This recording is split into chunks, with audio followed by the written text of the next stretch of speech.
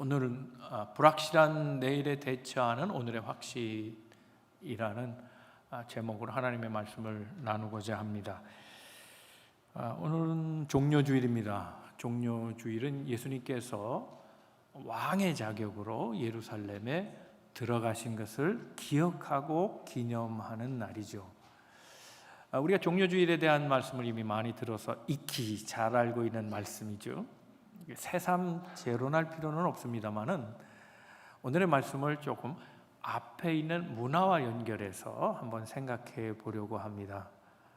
우리가 성경을 해석할 때 성경을 토막 내듯이 잘라서 이해하는 방법도 있습니다. 해석이 잘 될 경우도 있지만 어려운 경우도 있습니다. 우화처럼 들려지기도 하고 비유 같기도 하고 좀 깊은 해석을 필요로 할 때가 있는데 오늘 본문이 그런 말씀입니다. 이미 잘 알고 있지만 이 말씀은 앞에 문화 비유, 돈의 단위예요. 문화 비유와 연결되어 있습니다. 그러므로 문화의 비유를 이해하지 못하면 종려나무 그 가지를 흔들고 호산나 호산나 찬송을 들으며 낙이 타고 예루살렘에 들어가신 그 종료주일을 기념하는 그 내용을 잘 이해할 수 없게 됩니다. 자, 문화의 비유를 한번 얘기해 보죠. 같은 19장의 12절부터 문화의 얘기가 나옵니다. 한 문화는 어느 정도의 가치인가? 100데나리온입니다. 그러면 한 데나리온의 가치는 또 얼마인가 하면 한 데나리온은 하루 일당입니다. 그러니까 100데나리온이면 100일치 일당을 합친 것이 되겠죠. 그게 한 문화입니다. 그러니까 한 문화는 100일치 노동값, 그러면 대략 얼마 될까요? 자, 하루에 100불을 번다고 가정한다면 100일치니까 10,000불이겠죠.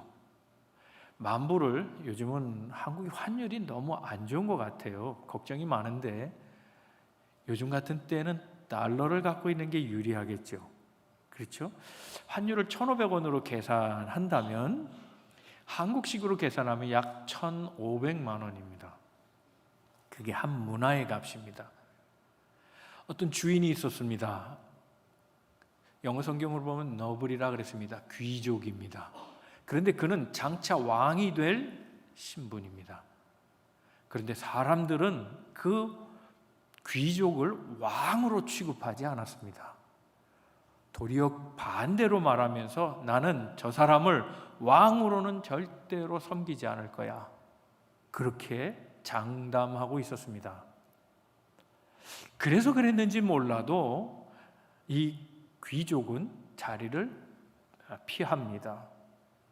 그리고 다시 돌아올 것을 얘기하면서 자신에게 부여되어 있는 종들에게 각기 한 문화를 주고 떠납니다. 너희들은 이 문화를 가지고 장사하라, 그렇게 얘기합니다. 그래서 돌아와서 그 문화를 다 계산하는데 그 문화를 계산하는 귀족은 왕이 되어 있습니다. 그러니 모든 통치의 권한을 갖고 있습니다. 한 문화를 줬는데 10문화를 남긴 자에게는 10고를 통치할 자격을 주고 한 문화를 주었는데 5문화를 남긴 자에게는 5고를 통치할 권한을 줍니다. 그런데 한 문화 가지고 그 한 문화를 가지고 아무 사용도 하지 않고 수건에 싸고 보관한 자에게는 도리어 빼앗기고 그것을 10문화 있는 자에게 나누어 주게 됩니다. 이것이 문화 이야기입니다. 자, 한 문화를 받고 일한 사람, 장사를 한 사람의 입장에서 보면 어쩌면 10을 남긴 사람은 행운처럼 보이고 하나 가지고 하나 쌓아놓은 사람은 합리적이라고 생각할 때 경우도 있다고 봅니다. 왜냐하면 보세요. 귀족은 사람들이 싫어했잖아요. 그가 남긴 현장, 그가 했던 일을 이 10사람이 10문화 가지고 그것을 가지고 10사람이 각기 자기의 일을 해야 되는데 이게 비즈니스의 터가 안 좋아요. 환경이 안 좋은 거예요. 여러분 비즈니스를 장담하고 할 수 있습니까? 내일 장사가 될지 안 될지. 더군다나 나를 싫어하는 적대적인 환경 속에서 일을 남긴다는 게 쉬운 일은 아닙니다. 내일 일은 불안합니다. 그래서 오늘 차라리 그 돈을 킵하는 것이 나은 겁니다. 위기의 때는 피해가는 거야. 비가 오면 비 올 때 나가지 말고 비 그치고 나가는 게 좋은 거지. 그렇죠. 굉장히 이성적이고 합리적인 것으로 보인다는 겁니다. 우리는 미래에 대해서 알지 못합니다. 불확실합니다. 그래서 우리가 어떤 자세를 취해야 되는가 하는 것이 정답이 없는 것처럼 보입니다. 그런데 오늘 본문은 분명히 말합니다. 일하라는 겁니다. 맡은 문화를 가지고 10문화건 5문화건 남기라는 겁니다. 불확실한 미래에도 불구하고 말이죠. 그리고 주님은 이 말씀을 하신 후에 스스로가 예루살렘으로 들어가시는 장면을 연출해 주십니다. 그러므로 종려주일에 보여진 이 본문의 말씀은 문화에 대한 해석이기도 하고 그 문화는 이런 것이다라고 보여주는 행동으로 얘기해 주는 하나님의 답입니다. 오늘 본문의 말씀 28절 한번 읽어볼까요? 28절입니다. 다 같이 한번 읽어보겠습니다. 시작. 예수께서 이 예루살렘을 향하여 앞서서 가시더라. 예수께서 이 말씀을 하시고 이 말씀이 뭡니까? 문화 얘기죠. 이 문화를 얘기하신 후에 행동으로 보여주셨다. 앞서서 가셨다. 그 얘기 모델이 되어주셨다. 답은 이거야 하고 그 문화에 대한 해석을 이론이 아니라 모습으로, 행동으로, 삶으로 보여주셨다는 겁니다. 예수님이 들어가신 예루살렘, 거기엔 예수님을 좋아하는 사람들이 없습니다. 예수님을 왕으로 취급하는 사람이 없습니다. 그럼에도 불구하고 예수님은 왕처럼 들어가셨습니다. 불확실한 미래에도 불구하고 예수님은 하나님의 말씀 그것 하나 붙잡고 미래를 향해 돌파해 나가신 겁니다. 여기 우리 인생이 취해야 될 답이 있습니다. 우리는 내일을 알지 못합니다. 불확실합니다. 나조차도 내 능력을 무엇이라 측정할 수 없고 어떤 것도 내 스스로 자신감 있게 얘기할 수 있는 부분이 아무것도 없는 존재입니다. 그러나 그 능력과 그 준비의 유무에도 불구하고 우리는 주님처럼 하나님의 말씀을 붙잡고 미지의 세계로 들어가야 한다는 겁니다. 오늘 말씀을 통해 여러분들에게 주시는 각자의 하나님의 메시지가 있기를 소망합니다. 그래서 여러분에게 삶에서 한 문화를 맡아도 10문화를 남길 수 있는 축복, 한 문화를 맡아도 5문화를 남길 수 있는 은혜, 그러나 한 문화 가지고 한 문화를 빼앗기는 어리석음이 없기를 주님의 이름으로 축복합니다. 첫 번째 생각할 주님의 말씀은 나는 부족해도 내게 하나님은 여호와 이레 되신다는 겁니다. 여러분, 우리가 상투적이든 간에 또 진실된 고백이든 간에 그건 중요하지 않아요. 우리가 늘상 표현하는 말이 있어요. 주님의 부르심 앞에 주님, 저는 아닌데요. 주님, 저는 준비 안 됐어요. 주님, 저는 자격이 없어요. 그런 말들을 흔히 쓰죠. 그것이 사실이기도 하고 또 늘상 하는 상투적인 핑계이기도 한 것이 사실입니다. 우리가 우리를 알 수 있나요? 자신할 수 있는 것이 무엇이며 우리의 자격 조건을 얘기할 수 있는 것이 과연 얼마나 있을까요? 그런데 여러분, 핵심은 내가 아닙니다. 주님의 부르심은 그 핵심이 내게 있지 않고 하나님에게 있습니다. 내 준비가 아니라 하나님의 준비를 물으면 되는 겁니다. 하나님은 대책이 있기 때문에, 하나님은 나를 위해 이미 준비하셨기 때문에 나를 불렀을 뿐이라는 겁니다. 내가 준비가 됐건 그렇지 않든 하나님은 그것은 관심이 없습니다. 부르시면은 반드시 순종과 응답만이 있을 뿐입니다. 여러분, 나의 일에, 내 일에라는 말을 성경에서 찾아보셨습니까? 성경에는 오직 여호와 일에 뿐입니다. 여호와 일에 창세기 22장에 보면 아브라함이 이삭을 번제로 바치는 장면이 나옵니다. 예배하러 가겠다 아버지가 얘기했는데 양은 없이 올라가는 아버지를 보며 얘기합니다. 그 아들 이삭이 질문하죠. 아버지, 번제 하나님께 드릴 양은 준비됐나요? 양이 보이지 않아요. 그때 아브라함이 얘기하죠. 그래, 그러나 하나님이 준비하셨을 거야. 정말로 하나님은 이삭 대신 양을 숯불에 뿌리 걸린 채로 준비시켜 놓고 계셨어요. 이미 준비해 놓으신 거예요. 아브라함에게는 순종뿐이었지 아브라함의 준비를 묻지 않으셨어요. 그래서 내 일에가 아니고 여호와 일에, 하나님의 일에입니다. 하나님의 부르심에는 후회함이 있습니까? 하나님의 부르심에는 후회하심이 없네. 하나님의 부르심에는 결코 실수함 없네. 그렇죠? 믿으시면 아멘.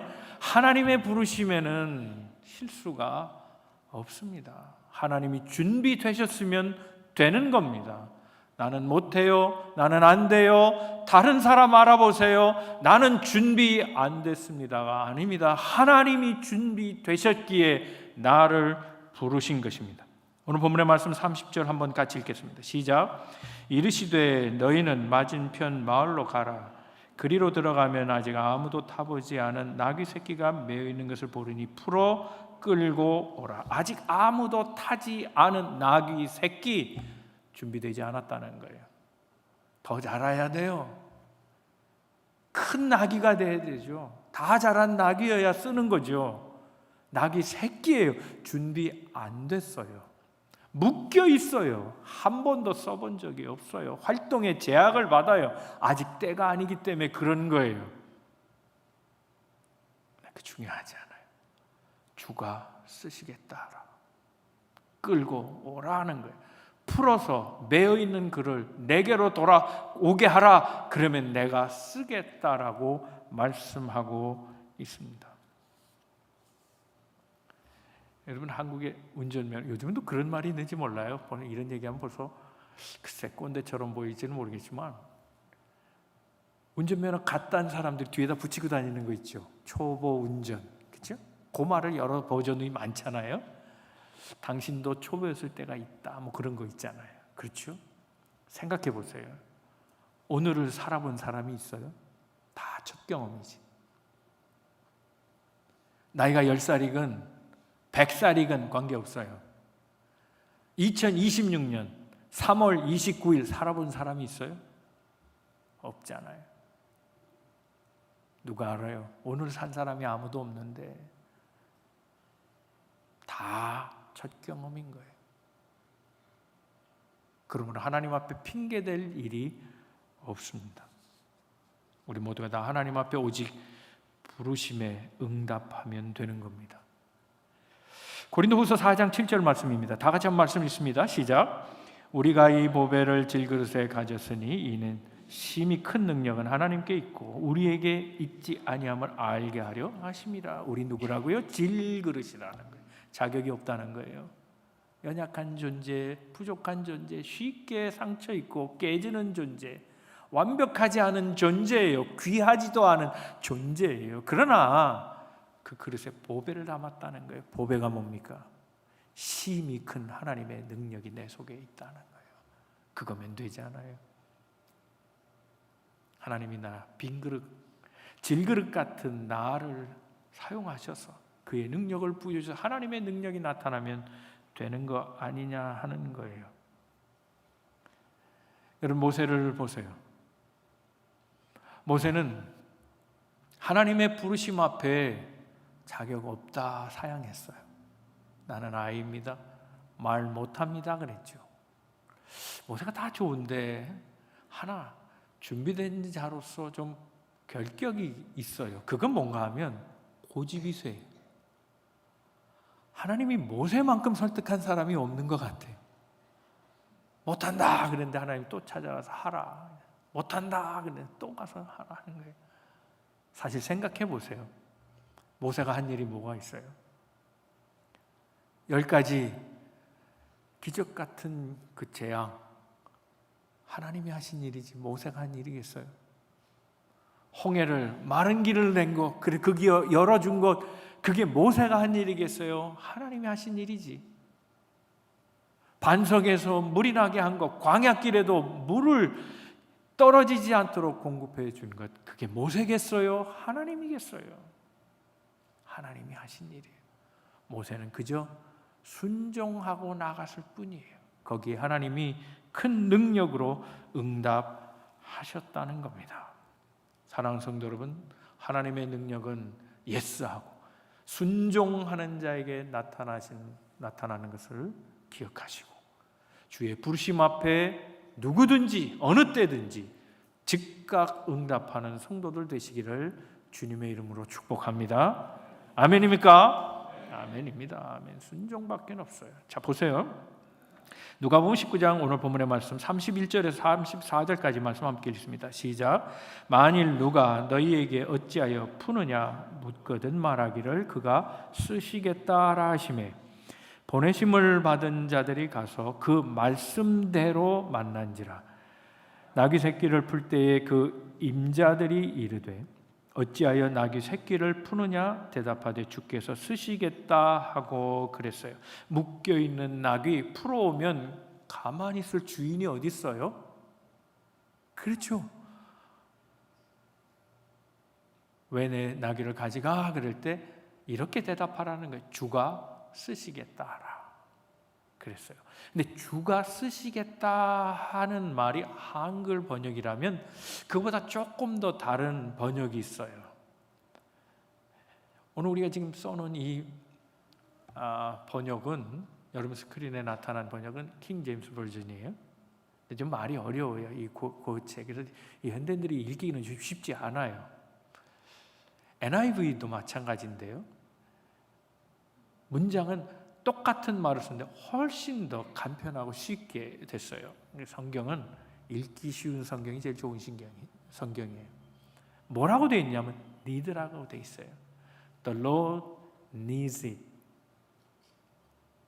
need예요. needs it. 주가 그것을 필요로 한다는 거예요. 주가 쓰시겠다 하라, 그 말은 주가 필요하다 그런 얘기예요. 훨씬 이해가 쉽죠. 자, 필요 개념은 뭐예요? 결핍 개념하고 같아요. 그렇죠. 서로 같은 얘기를 하고 있는 거예요. 필요하다, 결핍이잖아요. 그런데 이 말은 하나님께 쓰는 것에 대해서는, 주가 필요하다, 하나님께 쓰는 것에 대해서는 모순이 있는 것처럼 보이죠. 그렇지 않아요? 하나님이 부족한 게 어디 있어요? 하나님이 부족해서 정말 우리를 부르셨어요? 하나님이 부족해서 헌금을 원하세요? 하나님이 부족해서 열심, 땀, 수고 그걸 원하시는 거예요? 아니에요. 하나님은 부족한 게 없어요. 사랑 때문이에요. 사랑의 극단적인 표현이 내가 너를 필요로 해, 그 말이에요. 여러분, 사람과 사람 사이의 사랑도 그렇잖아요. 여러분은 프로포즈를 어떻게 하셨어요? 난 널 필요로 해. 그거 괜찮은 말 아니에요? 여러분, 왕자가 신데렐라 가진 게 뭐예요? 왕자가 다 가졌지. 근데 만약에 그 왕자가 신데렐라한테 난 널 필요로 해, 사랑한단 말이에요. 왕자에겐 부족한 게 없어요. 오직 너만이야. 그런 얘기. 너만 있으면 돼. 그 얘기 아니에요. 사랑의 표현인 거예요. 괜찮아, 너 없어도 돼. 너만 필요해.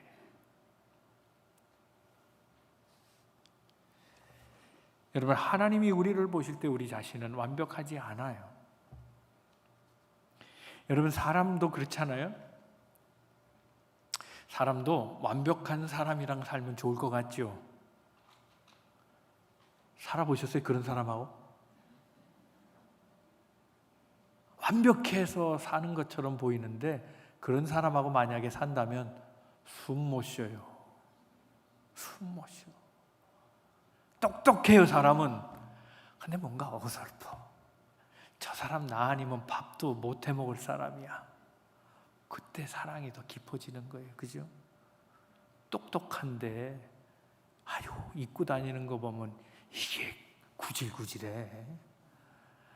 저 사람은 내가 필요한 사람이야. 나랑 살면 몸 매무새가 달라지는데 옷 티가 나게 바꿔줄 텐데. 그렇잖아요. 그럴 때 사랑이 가는 거 아니에요? 여러분, 애완동물을 왜 키워요? 여러분이 부족해서 키워요? 아니에요. 그 동물이 부족한 게 보여서 키우는 거예요. 내가 돌봐주지 않으면 걔는 밥도 못 먹어요. 내가 돌봐주지 않으면 걔는 병원도 못 가요. 걔는 내가 돌봐주지 않으면 그 어떤 일도 못 해. 말을 할 줄 알아요? 뭘 할 줄 알아요? 그런데 왜요? 사랑이 너무너무 가네. 그 반려동물 한번 키우신 분 다 똑같을 거예요. 너무너무 사랑이 가는 거예요. 내가 부족해서가 아니에요. 그의 부족이 보이기 때문이에요. 그래서 필요하다는 말 반어적으로 쓰는 거예요. 그 사랑받는 강아지는요, 알아요. 주인을 알아요. 먹이를 주는 주인을 알아요. 자기를 병원에 데려가는 주인을 알아요. 그 주인만 보면 그냥 꼬리가 막 난리가 나요. 덜려들고 난리가 나죠. 매일매일 그래요. 사랑 때문이에요. 사랑. 하나님이 우리를 보실 때 완벽하지 않아도, 때로는 우리는 죄를 짓는 죄인이어도, 육신의 약함으로 병이 들지라도, 삶의 어리석음으로 실패하고 좌절하는 인생일지라도, 마음이 유리 같아 쉽게 상처받고 깨지는 그런 인성을 가졌을지라도 하나님은 우리를 사랑해 주시고, 우리가 너무 허점이 많고 빈 공간이 많고 실수투성이기 때문에 하나님은 우리의 구원자가 되어주신다는 거예요. 너 나 필요하지? 그 말을 거꾸로 The Lord needs it. 주님이 쓰시겠다. 주님이 필요하다고 하신다. 그래서 택해 주셨다는 거예요. 여러분, 우리 인생은 다 질그릇 아니에요? 질그릇. 다른 말로 하면 좀 자본주의 세계에서 사는 사람이라면 이건 깡통일 거예요. 깡통을 영어로 뭐라고 합니까? 캔이에요. 빈 거죠. 그런데 그 질그릇 같은 깡통 같은 나에게 심히 큰 능력이 담겨질 때 비로소 I can이에요. can 할 수 있는 존재가 되는 거예요. 아무것도 없는 무능한 깡통 같은 존재가 할 수 있는 채워진 존재로, 하나님의 능력 때문에 채워진 존재로 살아갈 수 있다는 겁니다. 고린도후서 12장 9절에서 10절 말씀 한번 읽습니다. 시작. 나에게 이르시기를 내 은혜가 내게 족하도다. 이는 내 능력이 약한 데서 온전하여 짐이라 하신지라. 그러므로 도리어 크게 기뻐함으로 나의 여러 약한 것들에 대하여 자랑하리니 이는 그리스도의 능력이 내게 머물게 하려 함이라. 그러므로 내가 그리스도를 위하여 약한 것들과 능력과 궁핍과 박해와 곤고를 기뻐하노니 이는 내가 약한 그때에 강함이라. 우리는 강해야 쓰임받을 수 있다고 생각하지요? 아니에요. 내가 약할 때 쓰임받을 수 있어요. 하나님의 강함이 내 캔 그 빈자리에 들어오기 때문에 하나님의 능력이 나타날 수 있게 된다는 거예요. 그러므로 하나님의 부르심에는 노가 없어요. 그의 부르심은 완벽하기 때문이에요. 나는 완벽하지 않아도, 나는 부족하여도 하나님의 부르심엔 실수가 없어요. 우리는 생각하죠. 유명한 자가 돼야 하나님의 쓰임 받을 거라고 생각해요. 존재감이 있어야 하나님이 나를 인정해 주시고 사람에게도 평가를 받을 수 있다고 생각해요. 그러나 그렇지 않다는 겁니다. 고린도후서 6장 9절에 이렇게 말합니다. 9절 10절 다 같이 읽습니다. 시작. 무명한 자 같으나 유명한 자여, 죽은 자 같으나 보라 우리가 살아있고 징계를 받는 자 같으나 죽임을 당하지 아니하고, 근심하는 자 같으나 항상 기뻐하고, 가난한 자 같으나 많은 사람을 부유하게 하고, 아무것도 없는 자 같으나 모든 것을 가진 자로다. 실제로 우리는 무능하고 죽은 자 같고 죄 짓는 인생이고, 근심하고 살아가고 가난한 존재로 살아가는 인생이에요. 그런데 하나님은 우리를 그렇게 두시지 않으셨어요. 하나님 손에 쓰여질 때 우리는 유명한 자가 되고 살아있는 자가 되고, 그리고 기뻐하며 많은 사람을 도리어 부유하게 만드는 자로 쓰임받게 돼 있다는 겁니다. 그러므로 여러분, 주 앞에 그냥 내 자신, 내 모습 그대로 내놓으세요. 준비 안 됐다 말하지 마세요. 안 돼도 돼요. 하나님이 준비되셨으면 되는 거예요. 내 일애가 아니에요. 하나님의 일애인 거예요. 내 모습 그대로 주 봐도 없어서. 우리 찬송 있죠? 찬송가 214장. 우리 1절만 한번 불러볼까요? 내 모습 그대로 주 봐도 없어서. 믿음의 고백으로 한번 불러봅니다.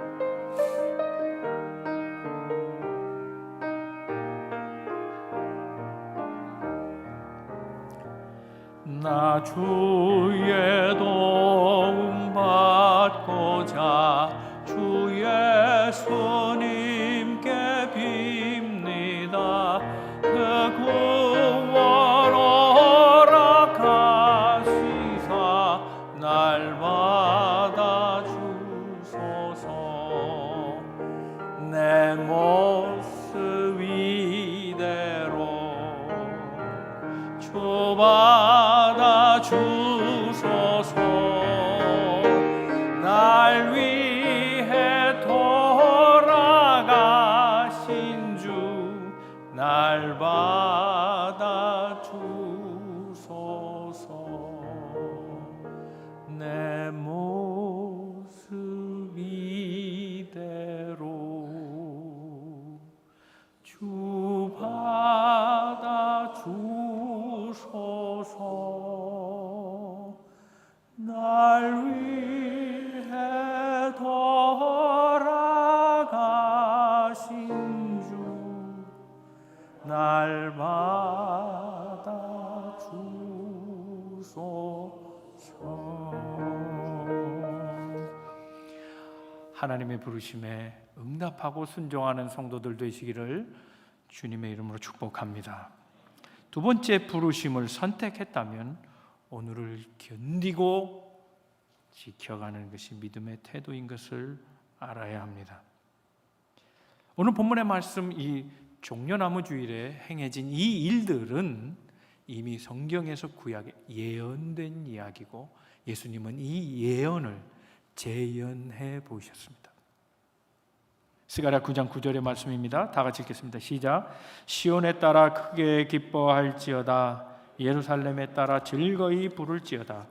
보라, 내 왕이 내게 임하시나니 그는 공의로우시며 구원을 베푸시며 겸손하여서 나귀를 타시니 나귀의 작은 것 곧 나귀 새끼니라 그랬어요.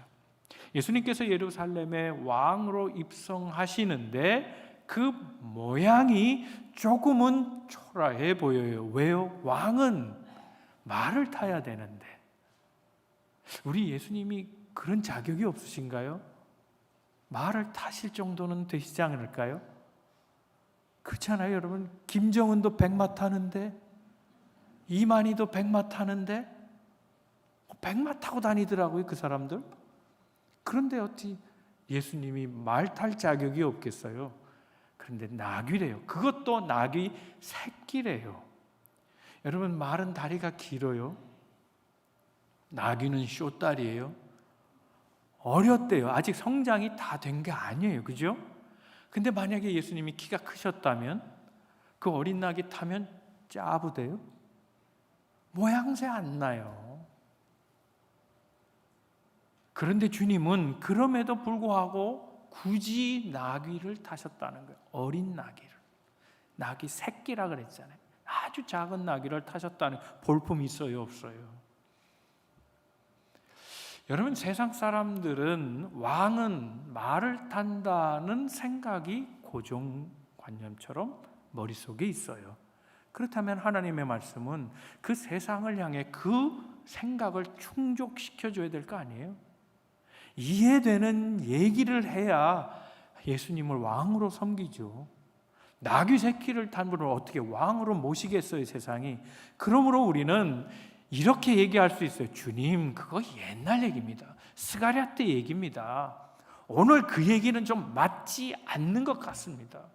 우리가 말을 구해오지 못할 사람도 아니고 굳이 왜 알지도 못하는 곳에 나귀 새끼 하나를 끌고 와서 그걸 타려고 하십니까? 그러시면 안 되고요. 좀 뻔뻔하게 말을 타고 오셔야 됩니다. 이렇게 얘기할 수 있잖아요. 주여, 그것은 옛 시대의 얘기, 올드 패션이에요. 오늘의 시대에 좀 맞춰주셔야죠. 세상 사람들이 믿겠습니까? 오늘도 이 얘기를 우리 할 수 있잖아요. 그런데 주님은 굳이 그런 말에 신경 쓰지 않으셨어요. 세상의 시선에는 눈을 두지 아니하시고 하나님의 말씀이 이전에 선포된 말씀이 그것이 옛 말씀일지라도 오늘 그대로 이루어지는 것에만 관심이 있으셨어요. 사람의 눈길을 봤다면 말을 탔을 거예요. 네, 하나님의 말씀을 붙잡았기 때문에 그 말씀이 그대로 이루어지도록 나귀 새끼를 요구하셨다는 거예요. 여러분, 우리는 신앙인으로 살아갑니까? 아니면 세상의 시선에 눈길을 뺏기고 살아갑니까? 여러분, 그런 얘기 있잖아요. 여러 번 사용해서 여러분 너무 잘 아신, 이미 알고 계신 예화잖아요. 아버지와 아들이 나귀를 끌고 가요. 끌고 가다가 사람들이 뭐라 그래요? 아유, 저 바보같이. 아니, 타고 가지? 저거를 끌고 가네.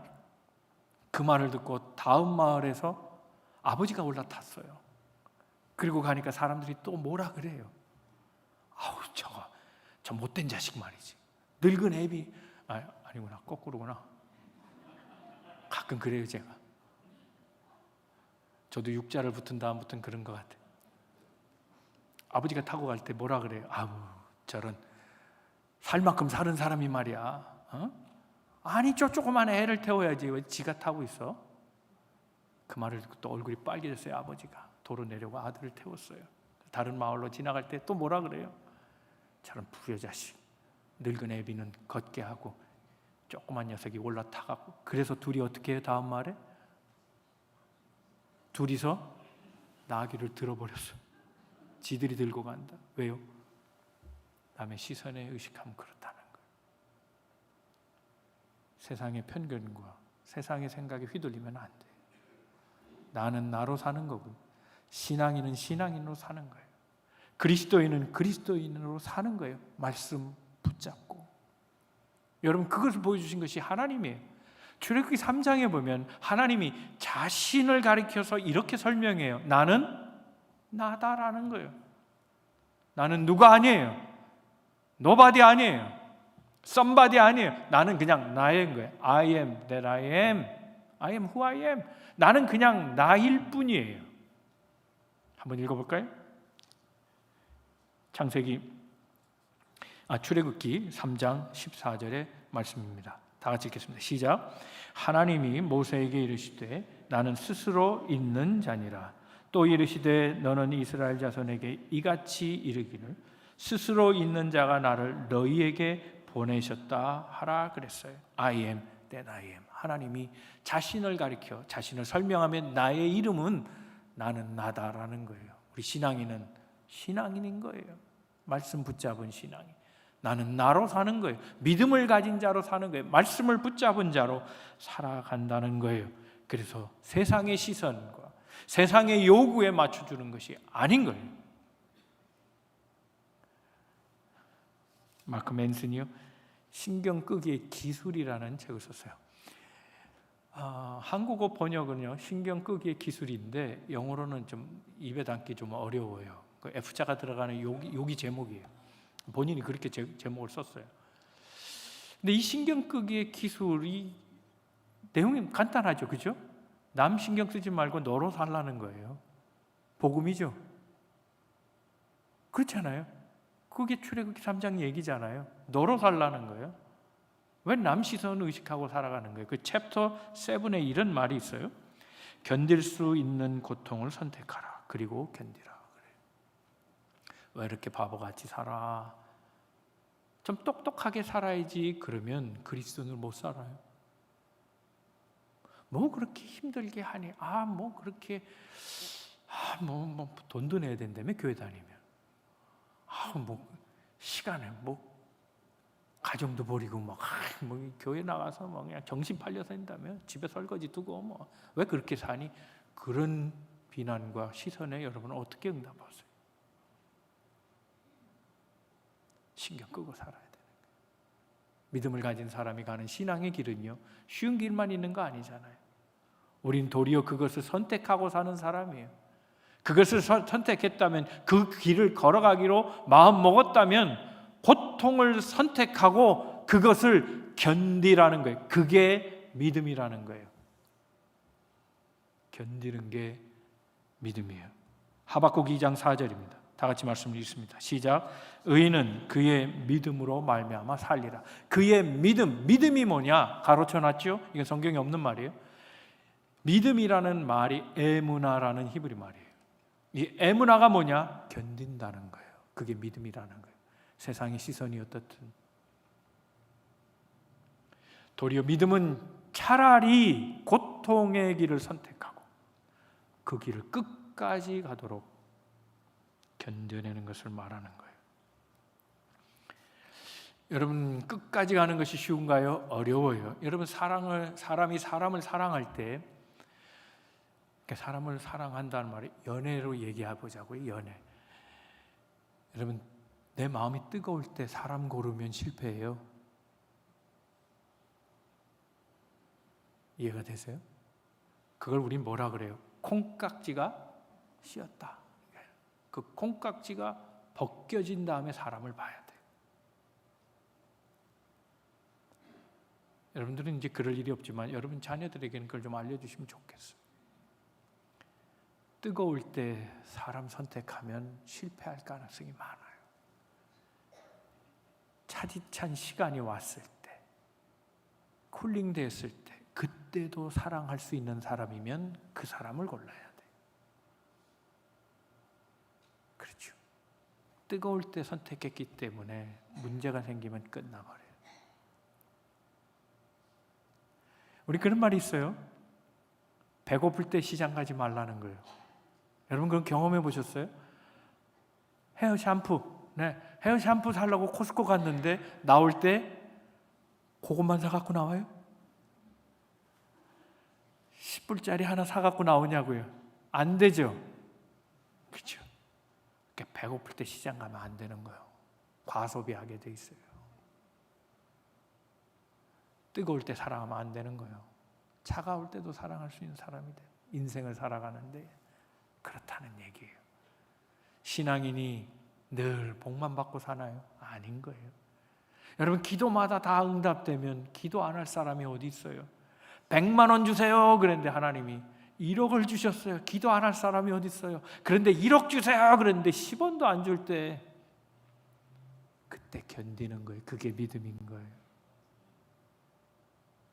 내 몸이 건강할 때 병도 안 걸려 하나님 감사해요. 그럴 수 있지만 병 들었을 때 하나님 고쳐주세요 그랬는데 내 은혜가 내게 족하다. 이런 응답 떨어지면 어떡해요? 바울이 그랬잖아요. 내 은혜가 내게 족하다. 예스! 더 이상 기도 안 했어요. 그게 믿음이에요. 차가울 때, 잘 안 될 때, 어려울 때, 힘들 때 그때 붙잡고 나가는 게 믿음이라는 거예요. 사랑하는 성도 여러분, 말씀을 붙잡고 살아가는 삶, 세상에 비난이 있고 따가운 시선이 있고 합리적이지도 않고 때로는 그것이 너무나 어설퍼 보이고 적합하지도 않은 것이 오늘의 말씀이라고 생각되는 그때에도 나를 통해 하나님의 말씀이 이루어지기를 바라며 그 말씀을 그대로 알고 실행하고 살아가는 삶, 이것이 성도가 취해야 될 본분이라는 겁니다.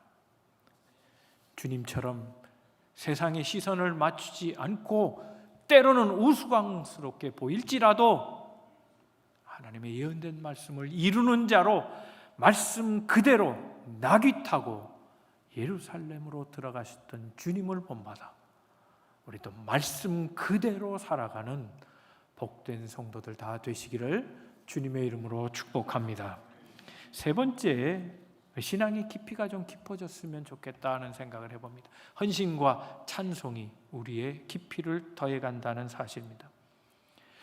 여러분 삶공부 시리즈 많이 하셨죠? 그렇죠? 삶공부 시리즈 가운데 리차드 포스터의 영적 훈련과 성장이라는 그 책을 갖고 공부하신 분 계세요? 이거 우리 몇 년 동안 이 과목 개설하려다가 자꾸 미뤄지고 아직 못했어요. 몇 년 동안 못했는데요. 삶공부 이거 굉장히 중요한 거 아니에요, 그죠? 이거 영성 삶 할 때 이거 중요하잖아요. 하나님을 경험하는 삶, 뭐 여러 가지 시리즈 있잖아요. 블랙가비 책도 있고. 근데 여러 이 삶공부 가운데 이 과정이 굉장히 중요한 거예요. 경건의 삶. 근데 이 경건의 삶에서 이 텍스트를 놓고 공부할 때 여러분 꼭 읽어봐야 될 대목이 있어요. 이 책에서 리차드 포스터는 이런 얘기를 합니다. 피상성은 우리 시대의 비극이다 그랬어요. 좀 어려운 말처럼 보이죠? 피상성은 이 시대의 비극이다 그랬어요. 여러분 오늘 우리 시대는 이 모든 것들이 다 피상적이에요. 직접 체험하지 않아도 눈으로 다 보는 시대예요. 온라인만 켜면, 유튜브만 켜면 피상적이잖아요. 다 피상적인데 그것이 진실처럼 여겨지고 내가 그렇게 사는 것처럼 착각하고 있다니까.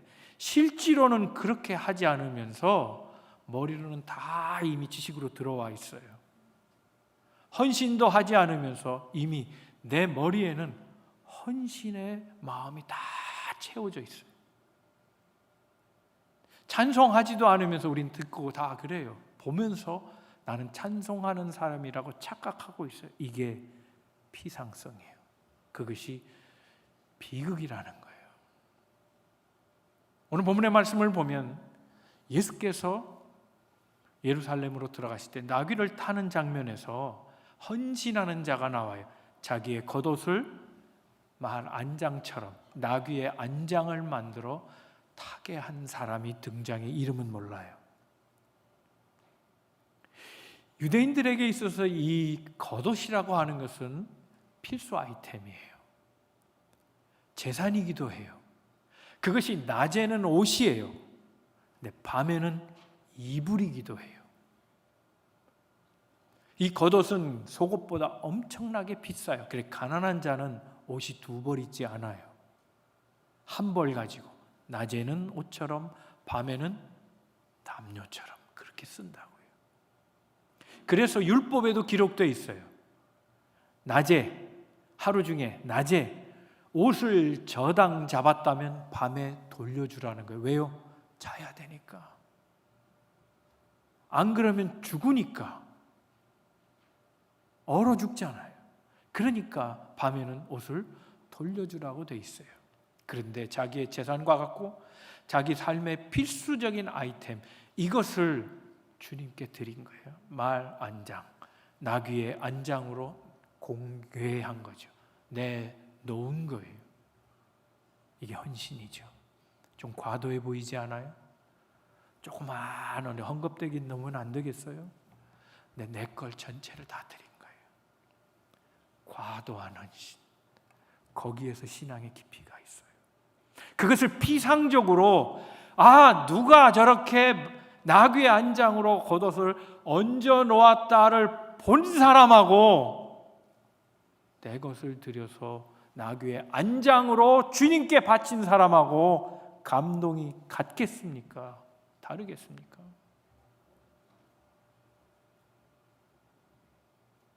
자신의 가장 소중한 것을 드린 옥합을 깬 여인의 감동과 그것을 바라보는 사람이 똑같은 감동의 크기로 다가왔겠습니까? 아니겠습니까? 너무 많은 사람들이 머릿속에 착각하고 있는 것은 헌신하지 않으면서 헌신하고 있다는 착각에 빠져 있는 거예요. 그 피상성이 비극이라는 거예요. 그렇게 살지 못하는 삶이 비극이라는 것을 아는 것이 지혜예요.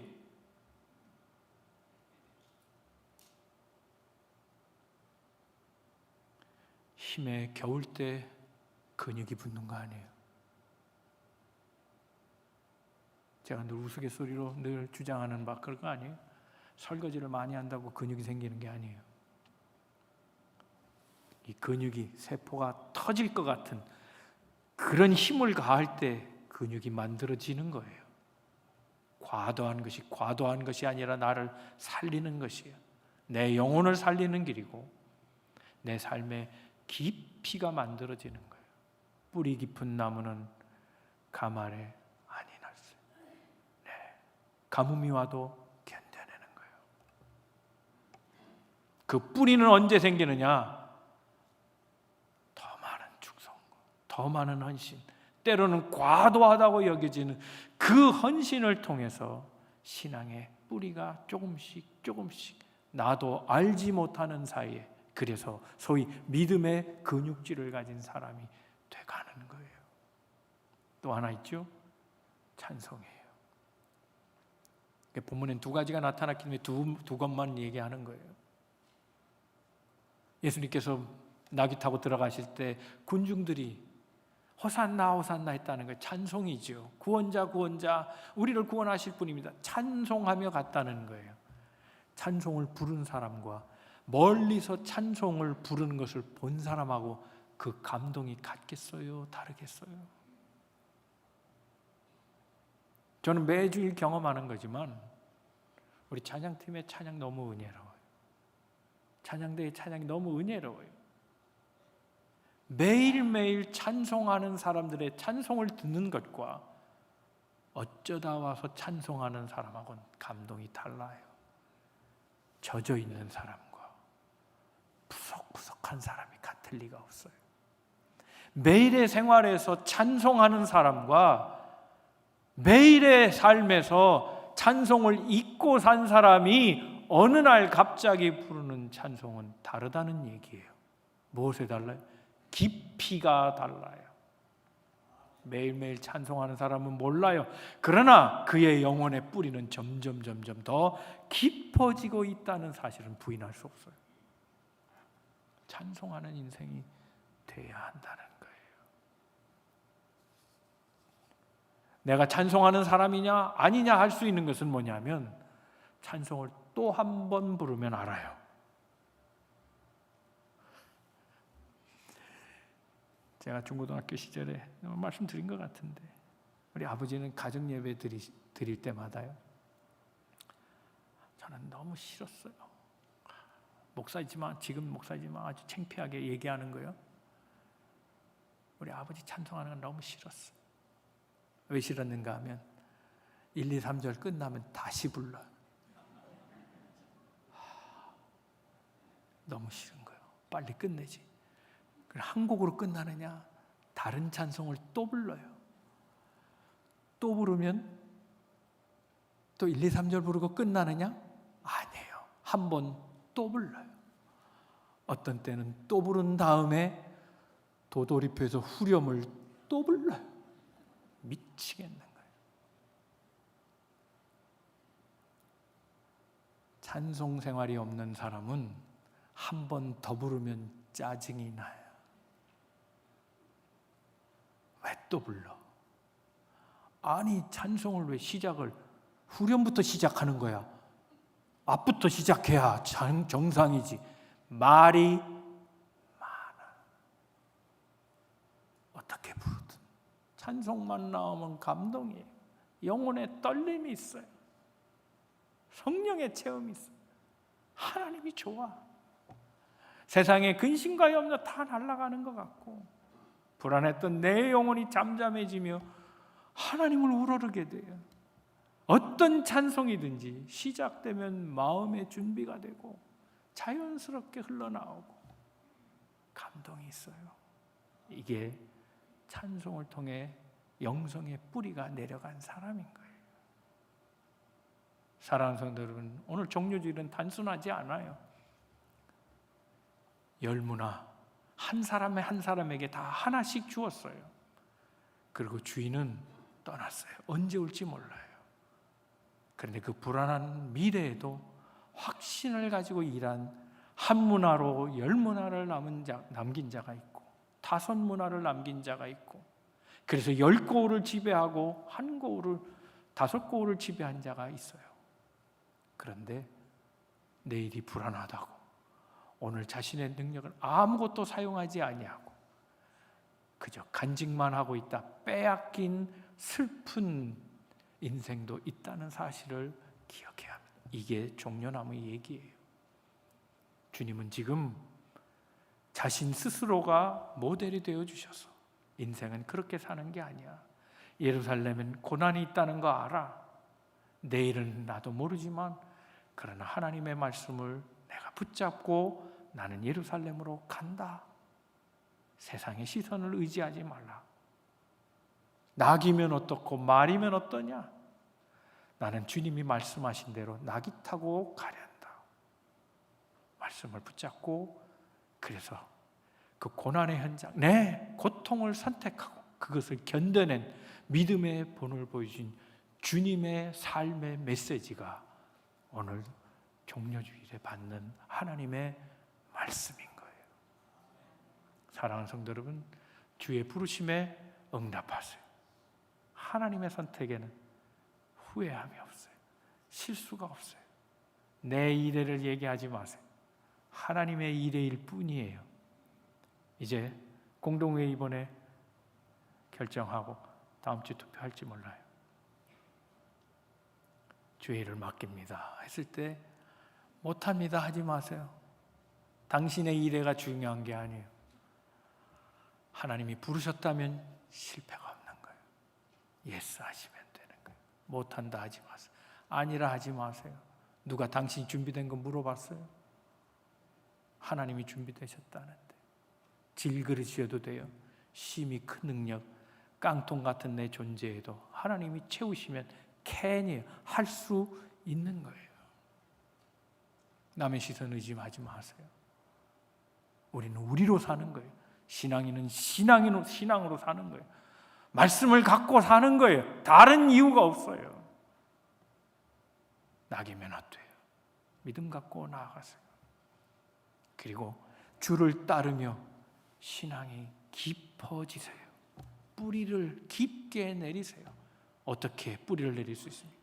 헌신할 때와 적당히 하지 마세요. 어제 설교에 말씀드렸죠. 주기철 목사님 얘기하면서 적당히와 그리고 내일로 미루는 것. 우리가 적당히 과도하지 않고 최선을 다하지 않고 그저 땜빵질로 욕이나 안 먹을 정도로 하면 사탄은 우리를 가혹하게 다룰 것이고 내일로 다 미뤄버린다면 사탄은 지금 설쳐될 것이다 라고 얘기했어요. 즉시 응답하세요. 그리고 주와 함께 찬송하고 헌신하며 나아가세요. 신앙의 뿌리가 깊어지리라 믿습니다. 오늘 종료주일의 메시지를 주님에 대한 이야기로 받지 말고 내게 주신 하나님의 말씀으로 받고 말씀 따라 주와 함께 내일을 향해 담대히 나아가는 우리 만남의 모든 성도들 다 되시기를 주님의 이름으로 축복합니다.